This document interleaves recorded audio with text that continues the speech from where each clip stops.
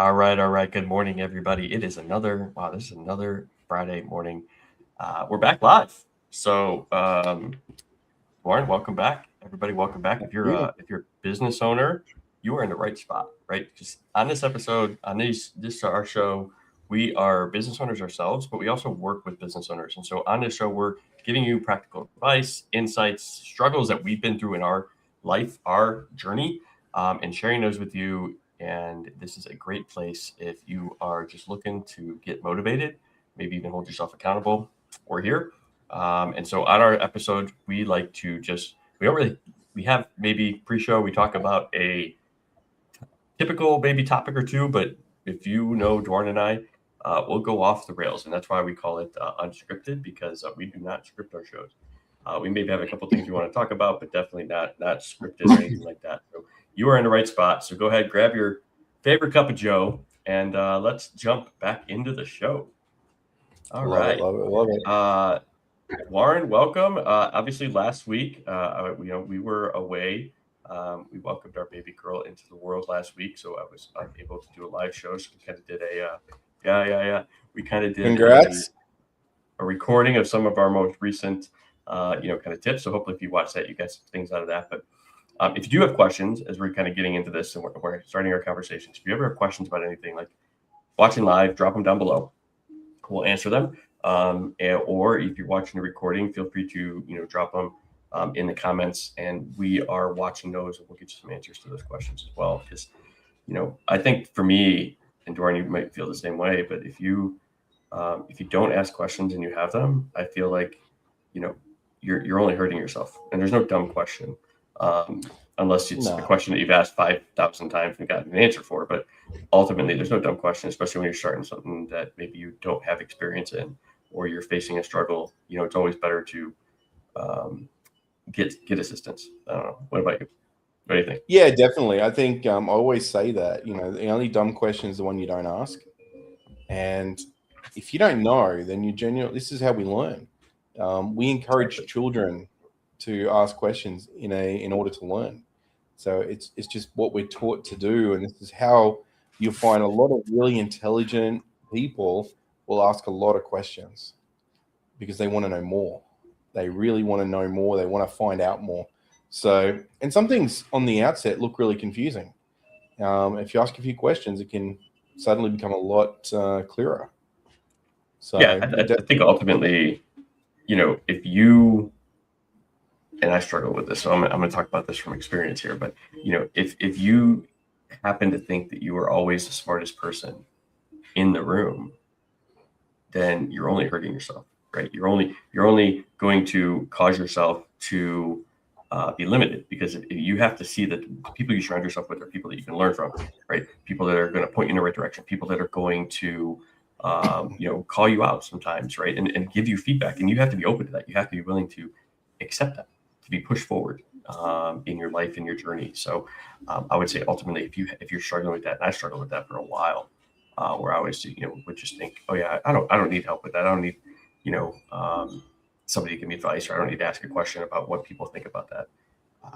And now it's something that since I've been able to kind of open up and get some insights on that, it's kind of been eye-opening for me, but also it's also helped me project me forward as well. So I would say go ahead. A simple way to look at that, right, is if you go and you've got, let's say you're an accountant, e.g. Dave, and you have a problem with your car, pretty clear the mechanic's going to be the smarter person in that scenario because they've got more experience in that situation.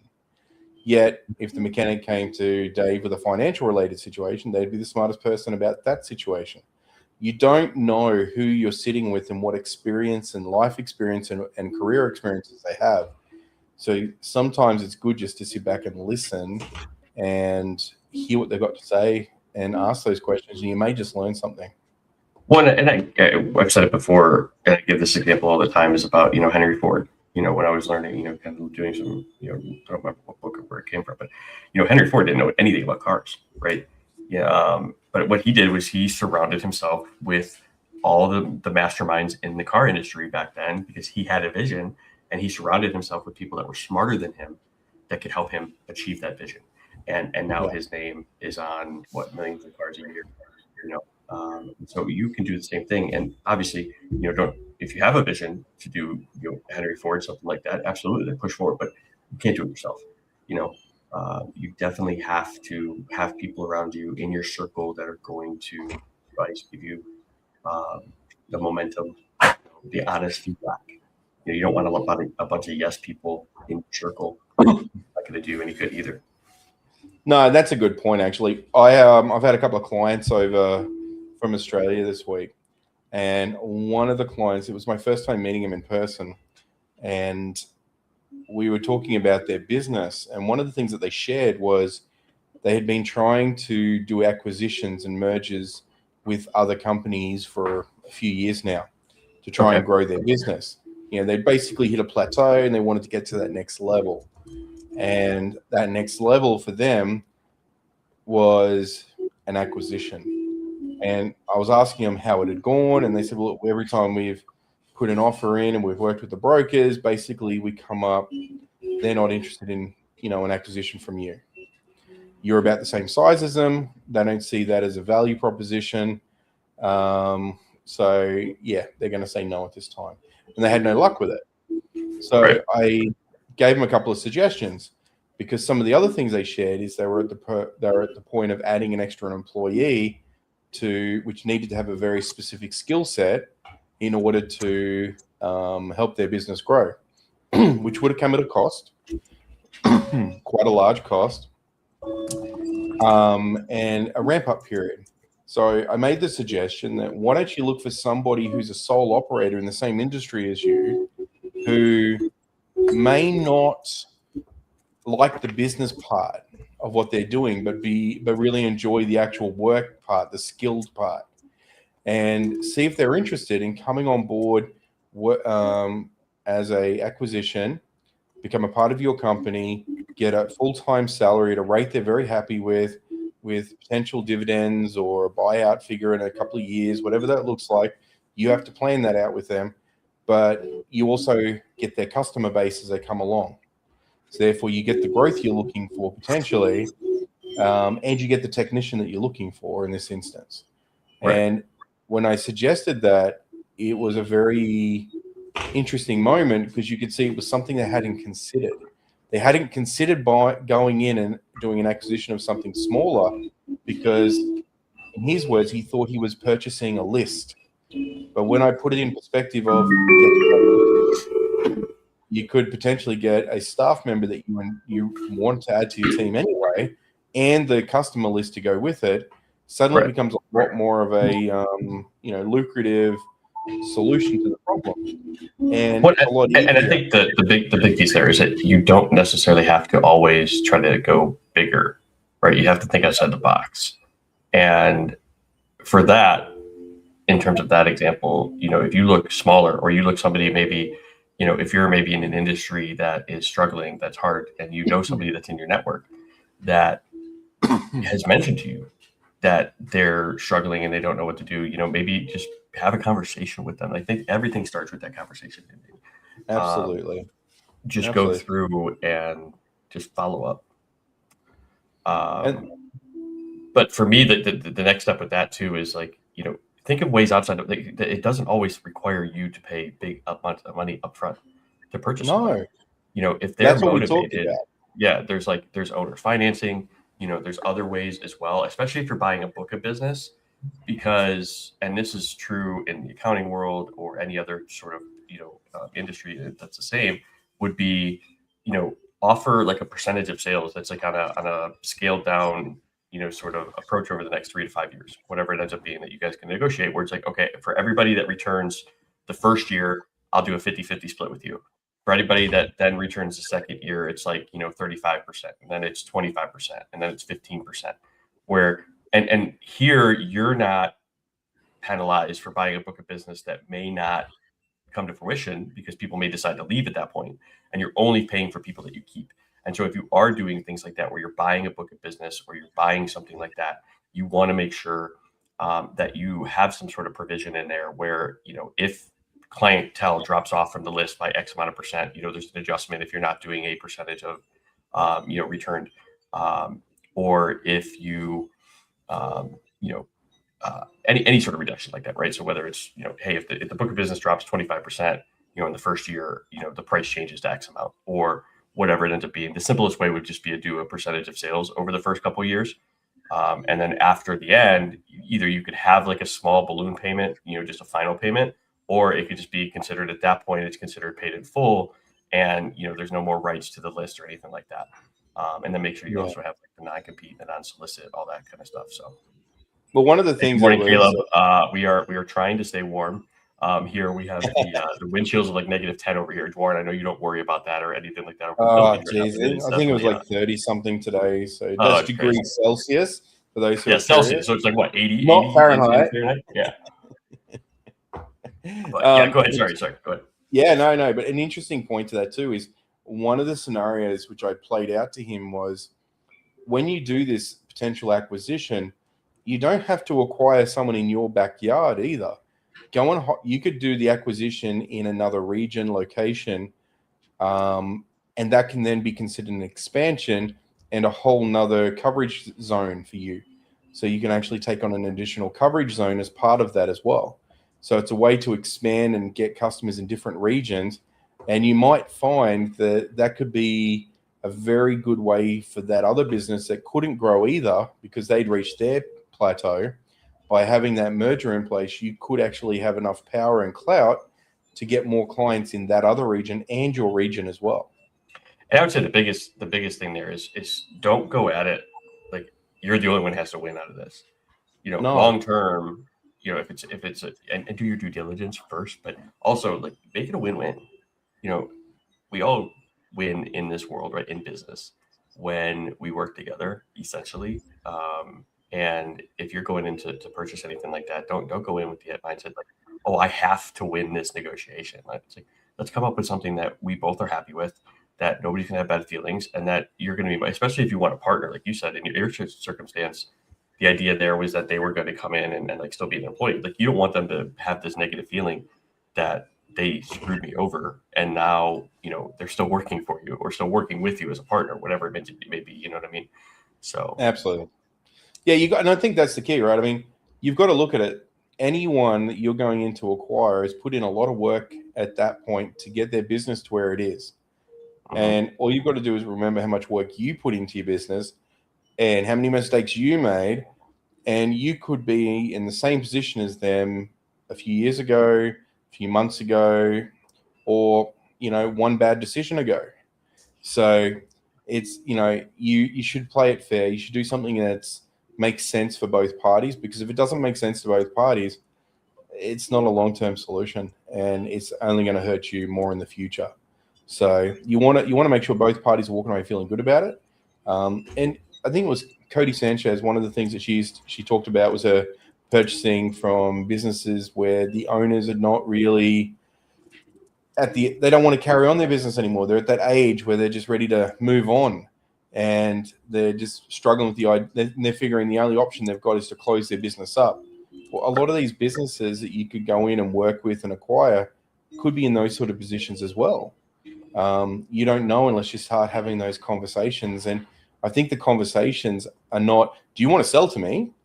It's a case of, how's everything going in your business? Are you happy? If you could make one change in your business today, what would it be?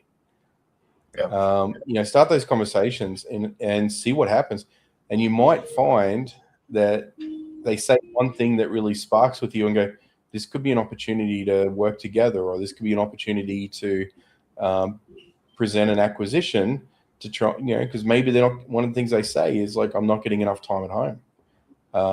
My relationship is struggling because I haven't got enough time to spend with my family. I'd love to get more time with my family, but I'm just at that point. I can't hire anyone to be a part of, to help me grow. I'm just not at that point. So I'm they're sitting in the middle. So an acquisition could be a perfect solution to help that. Or it could just be they go, you know what? I thought I was going to get into business and make a bunch of money and get a bunch of free time. And all I've done is bought myself a job.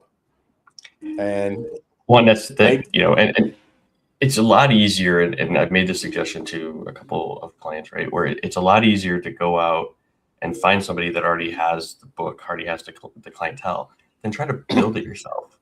Yeah. And sometimes, like you said, you could buy, $1 million business, depending on how you can negotiate, for like $25,000 to $50,000 down, right? And even sometimes that can then be in, depending on your financing.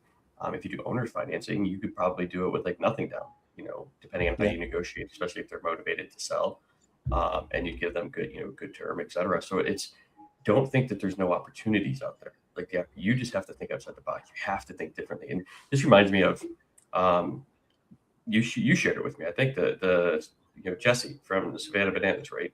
He was doing a presentation. You sent me the clip, and he talked about how you have to be the one that's going to shake up the market and do things differently if you want to be different and you want to stand out.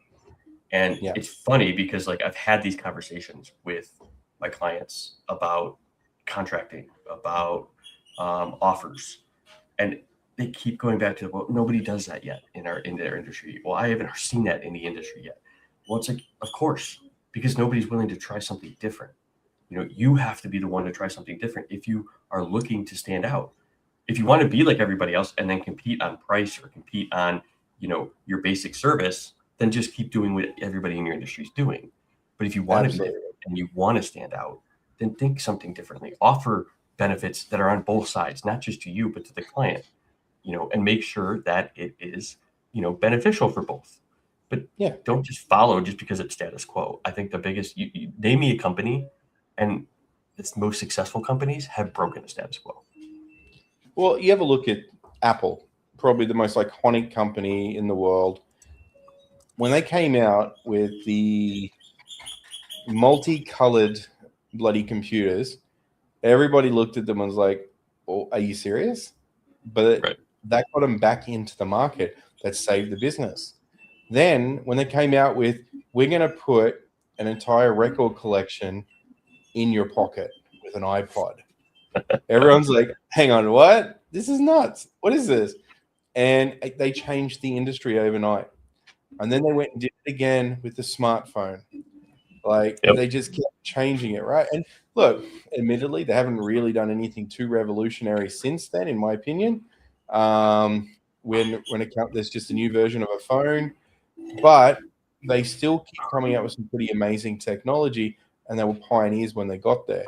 Do you think Nokia and those guys were sitting there feeling really good about themselves at that point when they heard about the iPhone? The BlackBerry guys were pretty confident with what they had built for the business users. Listen, I want a BlackBerry, but I would, if BlackBerry came out right now, I would go and buy a BlackBerry over an Apple. Like, it's just a nostalgia fact, I think, but it would be cool to go back and maybe obviously not have a black and white or whatever color the screens were, but maybe having some, a colored screen. It's so funny. But I would go back to actually having the keyboard. It's so funny you say that, because I saw an article the other day saying that there's going to be some sort of BlackBerry comeback device or something. Oh my God. I would switch from an iPhone to that immediately. Right. Even if iPhone came out with something that had a keyboard on it, I think I'd go back to it and just, it's just, I get it. You know what I mean? It's a strange thing, right? Like, I totally get that. And it's like people with Nokia have got some of their, across Asia, their keypad phones still, because a lot of people still like keypad phones in this region for what they do. And if you think of people who don't have great data plans or data options, then those phones are great. It was the Apple made a data play, which is with AT&T, which is what got them the, basically the nail in the coffin for the BlackBerry guys, because they were all about trying to just get your email to your phone and doing it really, really efficiently, and messaging on your phone, doing it really efficiently. But they didn't think that anybody wanted a photo on their phone sent. They didn't think anyone would care to see what that looked like. And that was just one of those things where they were revolutionary, but they got stuck in their rut. And then someone else came out with something even more revolutionary and crazy cool. And even in cricket, you don't know how many of the listeners actually follow cricket, but you've got the Big Bash. The cricket wireless one? Cricket is in the sport. Oh, sport cricket. Oh yeah, Sport I've cricket. heard of it. Yeah, but definitely never. Yeah, big in Australia, England, and India, Pakistan, Sri Lanka, that sort of region. Very, very big sport. They came out like they've got things like. I'm not a big fan of cricket. They don't traditional. Don't get me wrong, but they'll do test matches, which might last 5 days, which is just, in my opinion, ridiculous. So they're really, really long games. Well, wait, did you say a game can last 5 days? 5 days. It's a test match. Oh, yeah. That's crazy. It is insane. So imagine when somebody comes out with the idea, we're going to do something called 2020. And it's that 2020 match drop games down to like 2 hours. So they suddenly start having bright uniforms. They start having like the Nana Banana sort of thing. It was very engaging and interesting. I was talking to a client this morning on a video call, and she's like very excited because she's off to watch a Big Bash game of cricket tomorrow live, and it's effectively a 2020 game. It's a very quick game in comparison to traditional cricket. And she's like, oh, it's so entertaining. They've got like fireworks here and this and that. And I'm like, oh, wow, okay. It's like watching an Nana Bananas game. Well, I think the lessons learned from that, right? Again, as we were just kind of chatting about, was that you have to be different, but how can you keep people's attention? And like baseball here has done that. We've changed the it's played because of the fact that like people lose interest because it's taking too long. So they, the pitch clock, all that stuff. And there's some people that hate it, right? But they're the nostalgia type, audience. But you have to keep your users' attention. I talked about this at an Alliance meeting. I was kind of talking about like the top 10 things that I'm seeing that you can really kind of begin to do a little bit differently in 26. And one of those was like offer decay. Like, when is the last time that you thought through your offer or, your programs? And if you haven't changed it in a year and you're just pitching the same thing to everybody, people are probably, it's decayed, and so you need to think of something differently. Go maybe change it. You don't have to change the whole thing. You don't have to go and change your whole business, but just change the way the offer is, approached. Maybe change the name of it, right? Throw in an extra bonus. Whatever it ends up being, you can change an offer without necessarily changing the entire, service line that you're giving it. And it's interesting. I mean, there is also the flip side of that sometimes too, where if you look at the big biro, the BIC biro pen, the old blue pen, that thing's been around, hasn't changed for 50 years, right? They're still selling them. It still works great. There's been no innovation on that product. It's a pen. There's going to be products that you can't innovate, but there's a lot of product and service. If you've got a service especially, you can innovate. And if you just look at what's changed in the world in the last decade and what was normal a decade ago versus what's normal now, it's actually very eye-opening. I see a lot of nostalgia videos on YouTube and social media. It's like, oh, if you're a 90s kid, you're going to remember this. And I'm watching going, oh, wow, yeah, I remember that. A Walkman, a Discman. Yeah, that was cool. Mini disc player. Oh, yeah. Laserdisc. Yeah, that came out for a minute. Blockbuster. Yeah, I used to go in and pick videos, VHS videos off the shelf and get excited, and then my parents get annoyed because we didn't get them back in time and got a fine. Right.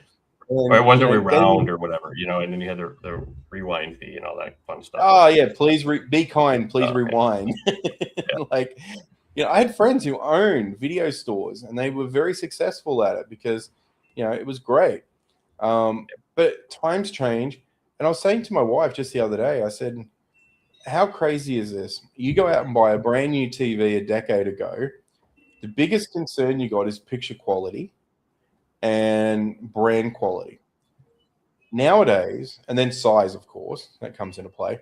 Nowadays, like, I'm looking at my big screen TV in the living room going, I think I need to replace it, not because it's broken, not because it's not working, not because the screen quality is not great, but because it's bloody slow to open up apps like YouTube app, Netflix app, and it can't support Prime, HBO, Disney, all these other channels that the family and the kids want to watch, right? So I'm like, I have to go and buy a new TV to support those platforms. Now, that's a television that's innovated, and what they've done is effectively said, even if you've got a perfectly good TV, you still need a new one if you want to be able to use these other services to be more convenient. So yeah, and I think ultimately they do those too, right? Because they want you to keep going. And so I had the question in the Alliance meeting too, where it's like, okay, well, it was I'm trying to remember what type of company it was, but essentially they had a service that a lot of people started with, and they wanted to get people to kind of like the next level, right? So it was like an entry level program, and then they wanted them to continue on and get, kind of expand, right? The upsell of providing more services. And the question was, well, how do I effectively do that? And we kind of broke it down. And initially it was, and I won't use the exact prices here, but as an example, so let's say their entry level program for a year was like $2,500. And a lot of people paid that. They got the service, they got the results, everybody was happy, but they didn't see, or they weren't getting the value of the next level. So they would just kind of either renew or they would fall off. And I asked, what is your next level price? What do you, and right now that next level price was about, I think it was just shy of like $10,000 a year. And I said, and what do you feel like the outcome, the people that have gone through that, what is the value that they get from that level of service? And the outcome is like, 3, 4, 5x that, so they know there's a value there. I said, okay. I said, what is the biggest sort of issue that you're seeing with individuals right now when you present this option to them? And it's price, right? It's obviously 4x the investment. And I said, okay, how about you want to get $10,000 out of it? I said, so increase the price of it, because it's still going to be 3, 4, 5 times that value. So if somebody wants to come in at that service, they're still getting the value for it because you're still providing that outcome. So increase it to like 12.5 or 13. Okay.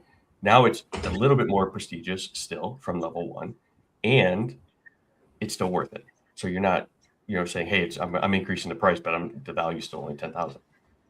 Then as you're making the presentation to your level 1 clients, instead of saying, hey, by the way, like I want you to jump up, here's what I'm going to do, right? Our level 2 program, it's 13 grand.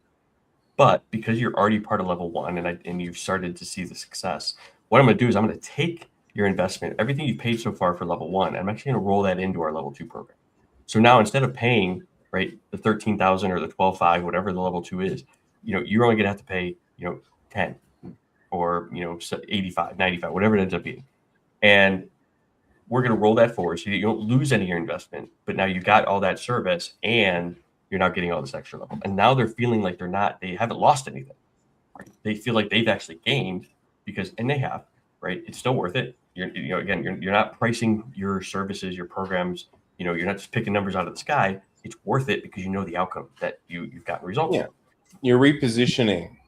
Mm-hmm. You're repositioning. And the idea with that now is that now they don't feel like they've lost anything because they're rolling forward their entire investment and they're getting extra level service to get this extra level of value to continue the path forward. And that's how it's a journey and you map that out. And the other advice I gave in this is that make sure at the beginning of your engagement, you map out that journey for them, right? Hey, here, I just want to share this with you. This is a typical path forward, a client journey per se, from start to finish with our organization.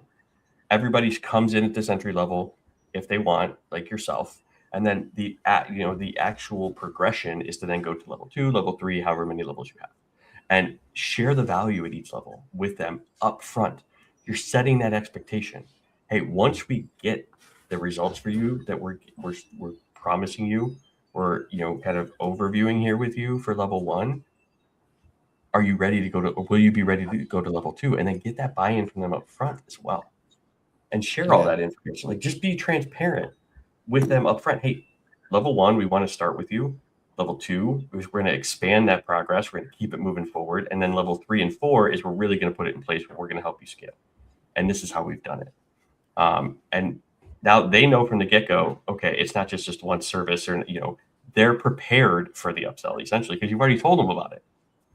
And you set that expectation, and that's ultimately what it comes down to. So first, think of your pricing, and think of like what is that you would like to get out of each level, and then how do you kind of build your pricing structure where it's still valuable, but now you can roll forward each prior investment into the next level, and your clients aren't losing what they've paid because essentially you're giving them that discount. And now if anybody comes in at level 2, they're paying that 13 because it's worth it. And you're still getting the same as if they would have paid for level 1 because you're still giving them all that service as well. Yeah, absolutely. And I think what it is you're giving them the outcomes right from the outset. And by laying out what the outcomes potentially are and what they're going to get, the value propositions they're going to get along the way, it really helps them understand. We do the same thing when it comes to digital marketing, right? We talk about, this is your website. The next stage logically would be SEO, with maybe an AdWords campaign and some social media coming on top of that. Pick a channel and we'll work with it. And your results you can expect are this at 6 months with SEO, this with AdWords within 2 months, and this with social media within a month or 2. That way you've got an expected outcome, and you take them on the journey. But it's all about the customer journey at the end of the day, more so than just putting numbers on paper. And if you're hoping that people are going to go to that next transition, then you've got to give them that journey. You've got to educate them on that journey. You've got to be talking about what that next step looks like throughout the entire first part of the course. Because if you're not getting them ready for what comes next. And if it feels like a shock and they feel like, wow, I got a lot out of that, I think I'm happy here, it means that you probably haven't shown enough value in what that next step looks like to be able to get them to take the step into that next step. And you hit it there, right? It's value. And that also then goes into one of the other things that I'm going to talk about in a second, but I'm going to pause here for a minute. So if you have questions, drop them down below. We love you guys. If you're here and you've gotten something out of our first part of our conversation, make sure you're subscribed, hit that notification bell, and help us, as we say every episode. We are on a path, on a goal to impact 1,000 business owners right now by the end of 2028. So help us with that. So if there's something that you find from this episode that's impactful to you as a business owner or your journey, feel free to share it with your network, and we appreciate you. Also, let us know down below if you've taken some advice that we've shared on this episode. What has that impact been? Share a win down below. We'd love to hear your wins as well. But before we kind of roll forward into the next idea that I wanted to talk about there, I wanted to talk, and we want to share software. And I wanted to do this because we typically like to do it in the middle of the episode, and we're right about there. So Dwarn, for me, when I was thinking what software is that really impactful, something that helped me yesterday, and that's, we've talked about it before, but I think it's something that you need to leverage, and that is definitely AI, right? And ChatGPT or Gemini or whatever one that you typically, use. And I'm going to give you an example of what I was doing yesterday and how it truly helped me and why it's impactful. So as an accountant, as a bookkeeper, right, or, and a mentor, some of our situations are trying to solve clients' platform information that may not tie directly into their bank activity. And we need to figure that out on our own because they are not, essentially going to have an understanding of what comes out of the system. And in their mind, especially when these platforms are designed for specific types of industries, and they tell them, oh yeah, we integrate with that, don't worry, like everything's fine, like all you got, this makes your life simpler, right? But what they don't tell you is how much more difficult they make it on the back end in the bookkeeping and the accounting. And so the example of this is I have a client, they are in real estate, right? They're a brokerage.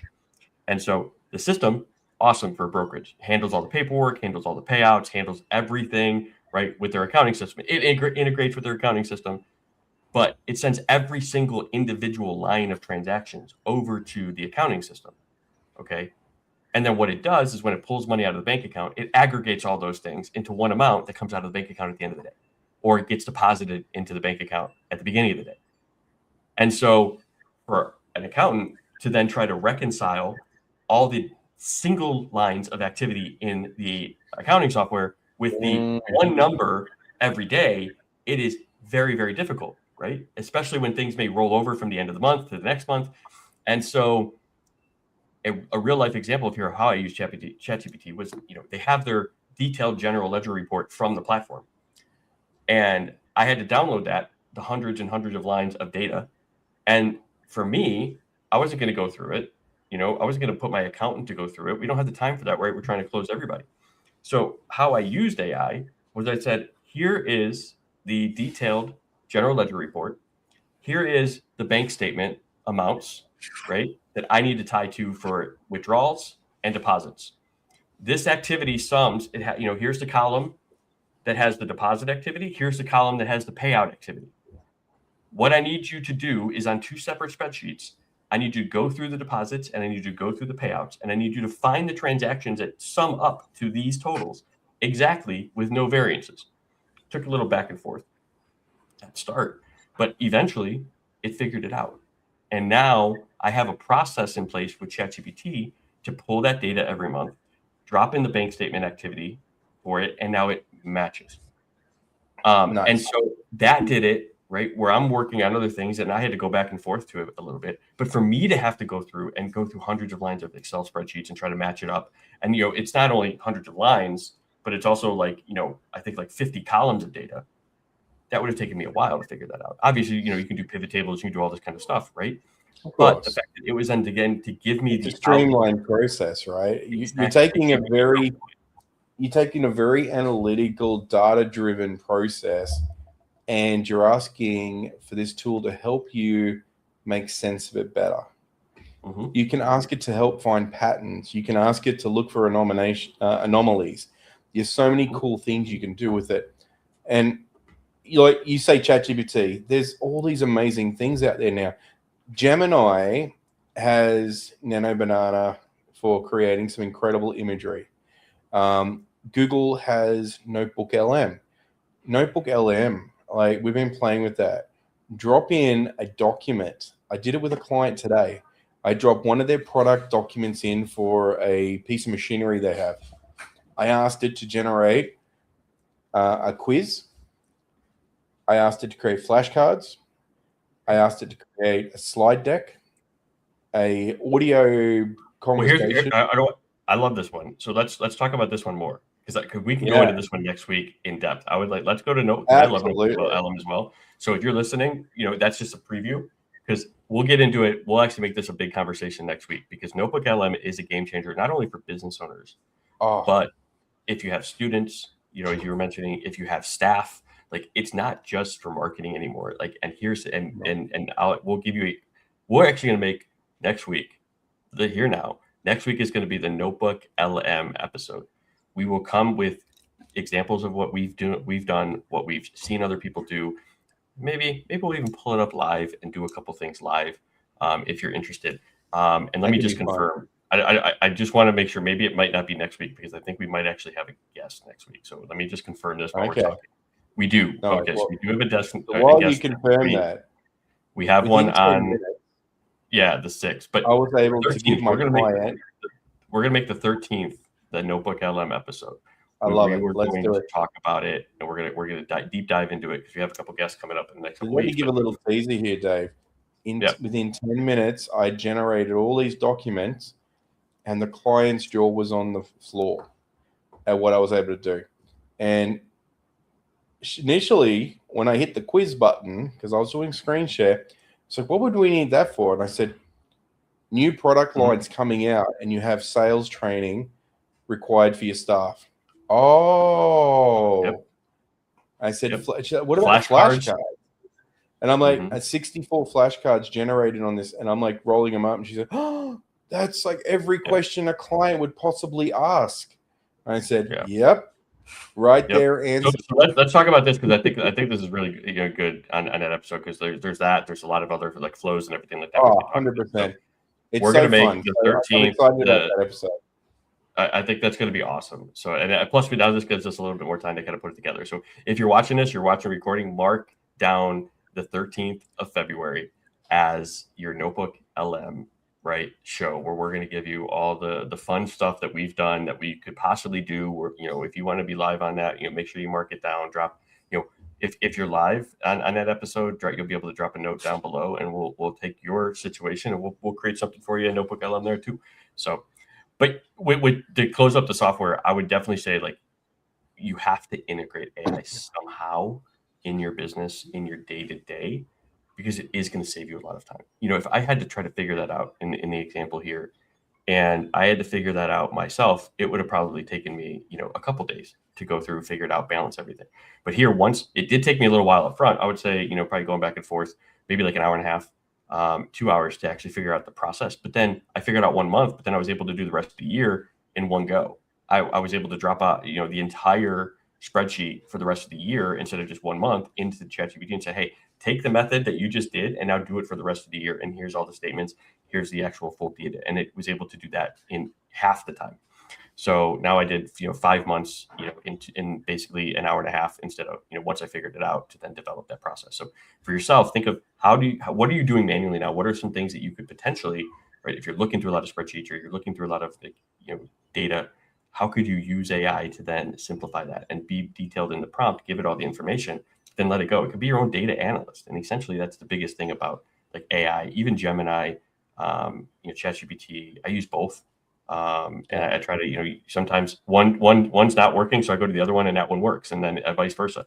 So you can go back and forth, but I would say definitely integrate something into your business related to that can help you analyze your data. Even if you're, for example, take me out of a job, right? You can take your financial statement, drop it in there and say, hey, act like a CFO. And what do you see about this financial statement? You can do that.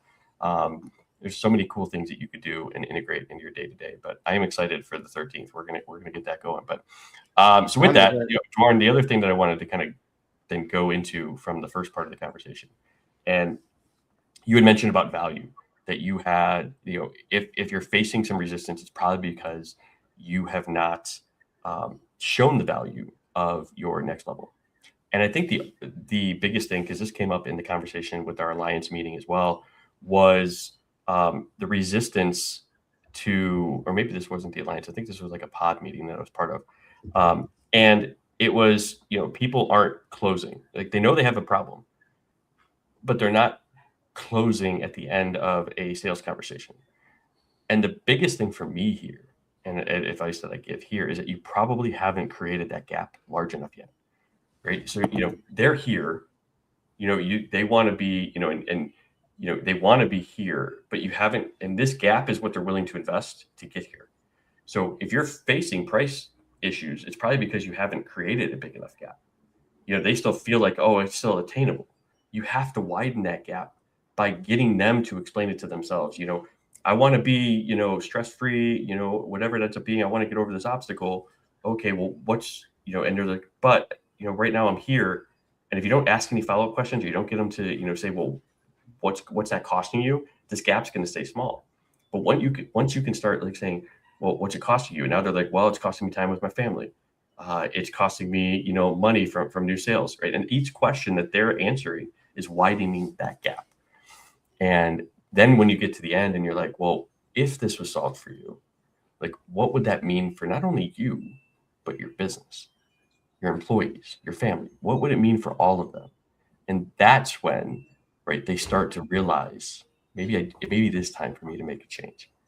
And maybe it is time for me to invest in this to then buy my time back. And that's ultimately what it comes down to. I think that it's that gap too. So, you mentioned the value, but it's also like you haven't created that emotional gap between where they are now and where they want to be in order for them to then get over the hump of saying, okay, I'm ready to invest. And that's where, like, I love Jeremy Miner's neuroemotional persuasion questioning.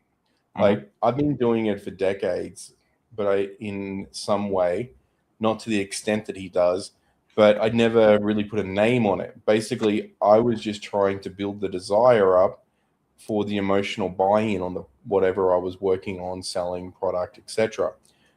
And most people, like, you'll find when they're selling a product, it's not about the price initially. It's about getting the feeling, the emotional connection right, and then asking for a buy-in. And the buy-in doesn't have to be the price. It can be, would you like to fill out this form so that I can create a quote for you? Would you like to fill it? Would you like to have me prepare a customized proposal for you? In order to do that, I just need to find out a few more details. There's so many different ways. We used to call it the trial close.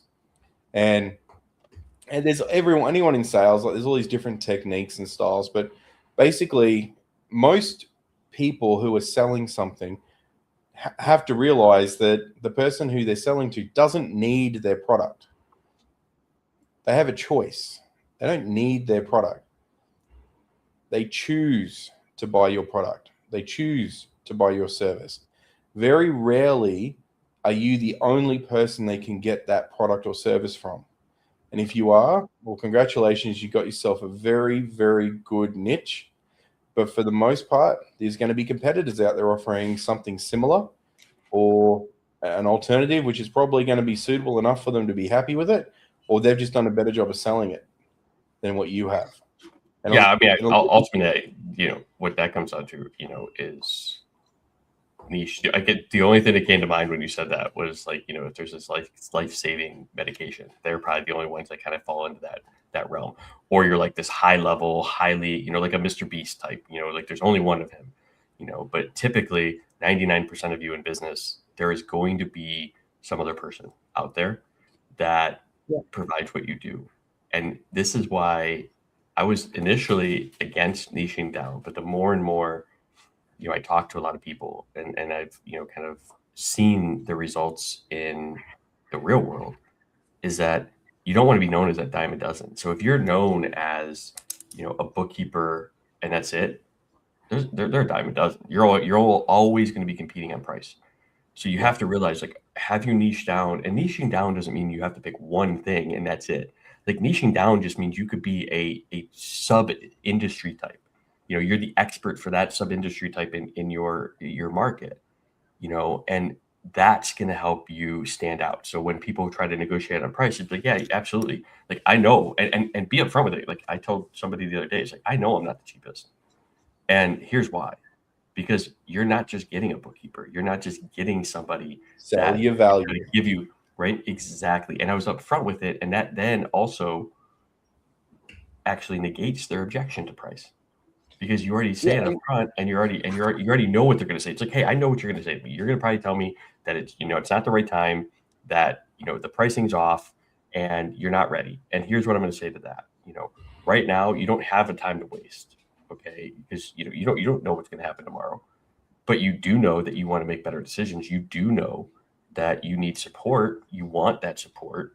So what's an extra $200 a month if it's going to get you back 10, 20, 30 times that?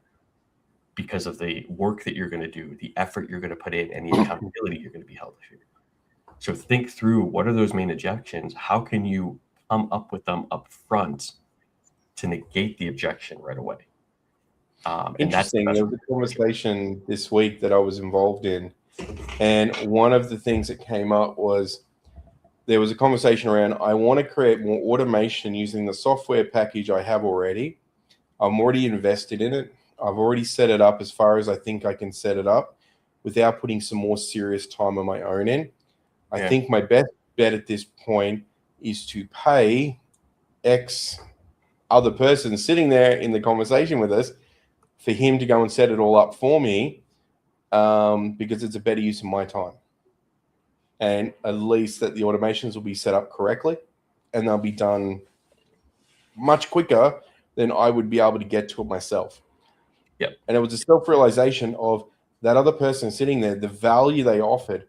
Now, they hadn't been working with them for 6 months, but they had chose to try and do more on their own and realized that it actually cost them more time, which potentially meant that they were further behind them than they should have been. Right. So they made the decision to spend the money because they saw the value proposition in that. Now, are there other people that does the same thing as him? Absolutely. Yep. Is he the most affordable? Not at all. But he does the job really, really well, and he's fair, and he's quicker than what the customer could do it himself. And this is the mindset shift. This is the biggest mindset shift from this point is you have to, as an owner, as a leader, one, you have to stop seeing yourself as the employee that's got to do it all. You've got to stop being in the weeds. You have to start running, leading, all of that. The second part of that is you have to realize, what is your value per hour? Okay. And if, for example, you know that when you're out there, you're negotiating, you're talking, you're selling your business, your time per hour is $100, $150, $200 an hour. And you're doing these tasks that can be outsourced for $10, $15, $20 an hour. How much money are you actually costing yourself by keeping control of that duty or that task? When in reality, you're like, okay, if I can do $200 an hour, I can outsource this for $20 an hour. That means every hour that I'm outsourcing that I already, am doing myself, that's essentially making me $180 an hour, because I know as long as you're going to go out and do the work, right, that it's going to make me $180 an hour. So if you're doing 5-10 hours a week of these tasks, that's, 18, it's always $2,000. And so if it, costs you a quarter of that, it's a no-brainer. And you have to start thinking and seeing things this way. Even if it's an employee in-house, it doesn't even necessarily have to be like an outsource to a contractor. It just be, what's the cost of bringing in an employee? And then if I get that time back, right, after they're settled and they're up and running, what does that, free me up to do to then continue to grow the business? And ultimately, as long as there's like a 3, 4, 5 times, the return on that outsource, it's worth it. Now, the one that makes it hard, that is for a lot of people, is like, personal. They're like, I'm spending 90 hours a week working on my business. How do I outsource? And it's like, okay, well, how much is, time with your family? If you have, and that's what it's taking you away from. How much is that worth to you? And many times it's priceless. So like, it doesn't, there is no price to that. And there's a couple things. Maybe it's not outsourcing. Maybe it's just deciding to cut back. Maybe it's actually looking at everything that you're doing, and it's like, okay, where is my ROI on my time, and cut out everything that's not giving me an ROI. It doesn't necessarily always have to be, it's that mindset shift of, okay, where's my hours? And if you have the money, right, because it's going to make you money, then look at where you can outsource this. And if it's just because you're doing too much, look at where your ROI is, and then make adjustments from there. Well, it's interesting you should say that. Another part of a conversation with the same client was actually talking about the ideal client that they have, and what they were advised is that they had a certain size client that was a perfect client for them, and anything below it actually cost them money to deliver services to. Now, they were in a position where they hadn't quite gotten to enough of those new clients at the right size yet, but they had a process. Every time they brought on a new client that was at the right size, they have started culling 3 clients that are not the right size. And they found that they're actually not spending any more, they're not losing any more, and they're maintaining the status quo for their income. But they're freeing additional resources internally because of it. Because they found the smaller clients that didn't meet the criteria that they've now set, they got them when they were in that period of desperation and startup. And they've carried them on for 10 years now. But what's happened is it's now costing them money to have those people on board because they're very noisy. They are used to getting the attention, and now they have to pay for staff to do that work. They've realized that there's a real cost associated to deliver that. So I found that was really enlightening to hear that, because between that, working out what the ideal customer was, working out what automation they need to put into their business to try and streamline portions, it was pretty interesting to see that they're willing to invest in the right places to make their life easier and to help make their business more profitable, and be able to go after the clients they really wanted.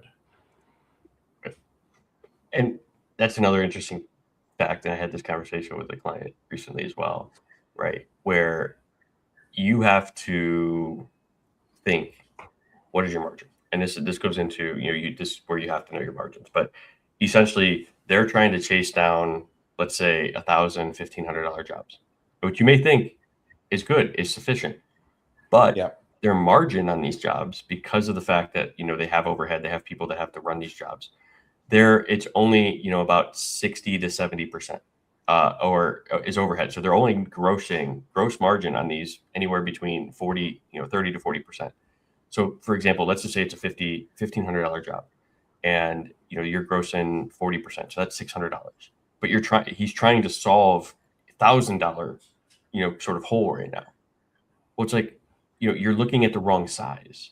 You may think you're solving the problem by getting a $1,500 gross job, but in reality, right, you have to be looking at the margin on that job to solve your hole. So if your hole is $5,000, right, and you're trying to do it with, a job that's going to gross you $450 to $600, it's going to take you 10 of those jobs to solve that hole. Whereas if you're looking to solve that hole with, something that's like $15,000 or $20,000 job, one job that grosses that and that solves your hole, which one's easier? One may take a little bit more time, but it's easier in the end to close that. Especially if to close 10 smaller jobs, it's still going to cost you time in building relationships and outreach and follow up, all that stuff, which he's doing right now. He's got to go out and give estimates. He's got to go out and follow up. He's got to create the estimates. There's a lot of hours invested into these small $1,500 to $2,000 an hour jobs that are grossing not anywhere near the gap that he's trying to solve. And it's like, you have to think bigger in terms of like larger clients, larger projects. And those are the people you need to reach out to, longer term contracts. And when you can do that, now you're actually solving because you know your margins. If you don't know your margins, you're just guessing, you're only going to look at the top line number. I had this conversation, years ago with one of my janitorial clients. They came and they're like, oh yeah, I'm bringing in $5,000 a month, or, from this one client. It's great. It's awesome. Okay, let's break it down. How many hours does it take your worker to do that on a monthly basis? Right. And by the time we broke down salary, taxes, they were paying mileage, supplies, she found that on that $5,000, she's making hundreds of dollars. Yeah. So every month in her mind, she's like, I got 5,000 coming. I got 5,000 coming. This is awesome. Yeah, but all that money is going out to your people. It's not 100%. It's going out to pay to be able to do the job. Right. When you start looking at jobs as an owner, and you start looking at your business as an owner, you can't think top line anymore because you have costs, you have outsourcing, you have support that goes with that top line. It now needs to be, what is my margin on that job? My gross margin, right? So what are the direct costs that go along with it? And then what am I going to make afterwards to kind of pay for the overhead, your salary, your profit as an owner? And if you are only looking at top line, you're looking at it the wrong way. I actually had somebody message me the other day. Hey, I just submitted a $60,000 proposal. Okay, it's awesome, but what's that going to net you? And it was kind of eye-opening at that point. It's like, oh shit, you're right. Like I have to have time, I have to have staff, I have all these things that go through with it. And this is why it's important to have somebody by your side, to partner, to listen to podcasts like us, listen to anybody else. Like, again, we're not the only ones in this space. There's tons of people out there that can give you advice. We're not saying we are your only people that are going to give you advice, but surround yourself and hold yourself accountable. We talked about the mirror moment in the past. You got to look yourself in the mirror. But ultimately, if it's not only like the right client, but it's also understanding your margin on your ideal client, and is that the right ideal client for the gap you're trying to solve or the margins you're trying to make? And understanding the service you're offering, what is the real cost involved in doing that? Yeah. Because it's not as easy as going out and buy a drop shop selling business where people go and put their website, drop shipping business where they go and, that's right. I was just confused with the word for a second. I was looking for it. But drop shipping businesses was really big for a long time because people going out, they were getting supplier relationships, drop shipping stuff. But then what they forgot to factor in is, yes, you're making your 20, 30% margin, but you got to pay tax. You got to pay for your marketing. You've got to pay for your ads. You've got to pay for your shipping. You've got to pay for all these other things that come into play. First time someone tries to return something, oh, this is not fun. I have to deal with this. There's time involved in that. There's costs involved with it.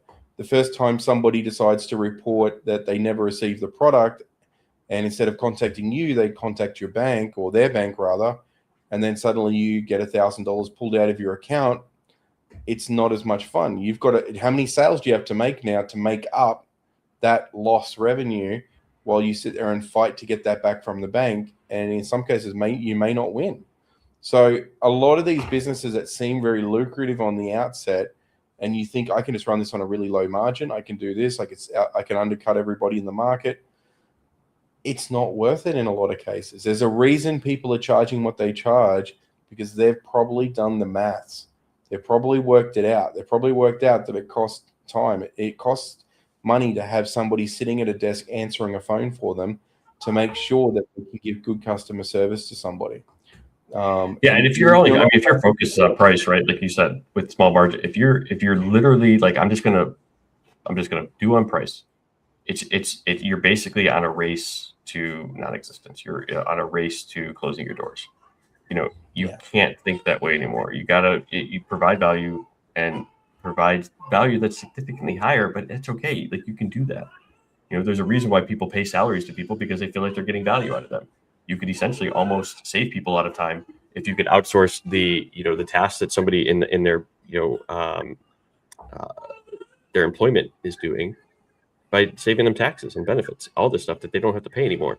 So one of the biggest things I've told a lot of people to do is, look in your area and find people that are hiring for your position, and just give them a call. Hey, would you be interested? Have you ever thought about potentially outsourcing this support, outsourcing these tasks? I'd love to have a conversation. Even if it's not right, at least we have a conversation. You have all the information before you make a hire. It's the best way you could do it. That's an interesting approach. That's cool. There's more than one way to skin a cat, right? And at the end of the day, it's about thinking outside the box sometimes to get the results. So I love that. Absolutely. Yeah. So with that, we'll go ahead and wrap up, because I know, Dwarren, as you said, you were a busy week. I want to get you some rest. So next week we have a guest, James. He's in sort of like the mentoring space. He's owned a couple businesses in the landscaping world and the service world. I'm looking forward to that conversation, and he will be able to kind of give us some insights, guides on that, especially because he and I are in that kind of industry. My niche is those service-based businesses, B2B as well as B2C. So I'm looking forward to that conversation with James and you, Dwarren. I think it'll be some good education for everybody. But just so you know, if you didn't miss it and you missed it earlier, mark February 13th on your calendar. Dwarren and I are excited for that episode. We're going to give some insights, some tips, strategies, things that we've done in Notebook LM, and how it can be impactful for you and your business, and how you can use that in your business or your teams. Not just like for you as a business owner, but how can you use it with your teams? How can you use it if you have kids in school, anything like that. So I'm looking forward to that episode. So, Dwarren, what's one thing that you really hope people walk away today's episode with? I think it really comes down to, for me, be prepared to look outside what's comfortable at other options, and see whether it's an acquisition that you've been trying to make, whether it's getting more sales, whether it's just trying something new to differentiate yourself in your market. It's going to feel uncomfortable, but give it a go, and surround yourself with people, a network of people who are actually like-minded, or at least they're going to give you honest advice, not just a pat on the back and say, great effort, good work. Because sometimes you need that, but sometimes you also need that honest advice, and just when you ask the question, they're going to give you the real answer, not the answer you want. And that's the one thing you got to be careful with AI as well, is when you're asking a question, it's going to not be totally honest with you sometimes. It's going to be giving you a vague answer, or something it feels like you might like, depending on your personality you've trained it with. So don't go relying on ChatGPT or Gemini to be that person if you haven't told it, I want you to be really critical of what I'm going to tell you. It's not going to sit there, and it's not going to be that person. So sometimes having real people in your network that you can communicate and work with, it's going to be a huge benefit for you. Absolutely. And I would say for me, I think the biggest thing is understanding that mindset of outsourcing, delegating, and beginning to approach your business as a business owner, not necessarily an employee in your business, but an actual business owner. And how do you lead it? How do you grow? How do you get out of that I have to do everything mindset and be the bottleneck, and start looking at what is my best way to, and you may have to, obviously take a pay cut a little bit at the beginning, but ultimately, if you want to scale, there's always some expense up front, whether it's time, whether it's money, anything like that. You have to be willing to, kind of let that go for a little bit, train some new people. But in the long run, they're going to be trained on what you want them to do, and they're not going to be able to do that task for you. So that's what I really hope that, some people can get out of today's episode is get out of that mindset. You may be in it. I was in it for a while, until I became, a really, strong leader in corporate and now in business. And, realizing that, yes, nobody's ever going to do it as good as you. But if you can give them the steps, you can give them the guidance on how to do it like you, it'll be well. And take your, be patient with that. So with that, I hope everybody has a wonderful and amazing week. Again, next week, we're going to have a guest on who is in, again, sort of the coaching space, but he's had a lot of successful businesses in the landscaping world. So James, we're looking forward to having you on next week. And then mark your calendars for February 13th. February 13th, we're going to do a full Notebook LM episode with studies, etc. So mark your calendars for that. And then the week after next, just so you know, we also have Mark. Mark's a CPA. We're going to have him on and talk through some costing, some business, strategies as well on the tax side. So if you have questions for either one of them, drop them down below. We'll make sure that we ask, but mark your calendars for those episodes, because I think it's going to be important for everybody to get in live, ask questions to those, and we'll get them answered. So with that, we hope you have a wonderful and amazing week. Thank you for joining us. If you are here, we love you. You're watching the episode live, or maybe you're watching the recording. We love you. We appreciate your support. Again, make sure you like, subscribe, share this with somebody. We're on a mission to serve 1,000 business owners by the end of 2028. So we need your help with that. So go ahead and share this episode. Warren and I definitely appreciate it. And then down below, if you're interested to learn more about Triumph Business Solutions, scan, I don't know how you want to point it, what it is from here, but scan that QR code. It'll give you kind of a quick overview of who Triumph Business Solutions are and what we can potentially do and help you, support you, and partner with you. And then with Dwarn, reach out for Dwarn. Dwarn can help you on the automation side, CRM side, all of that fun stuff. So with that, we appreciate you. Hope you have a wonderful and amazing week. Dwarn, thanks for joining me again. And we'll see everybody. We'll see everybody Thanks, next week. Dave. Hey, everybody. Hey, everybody. Bye.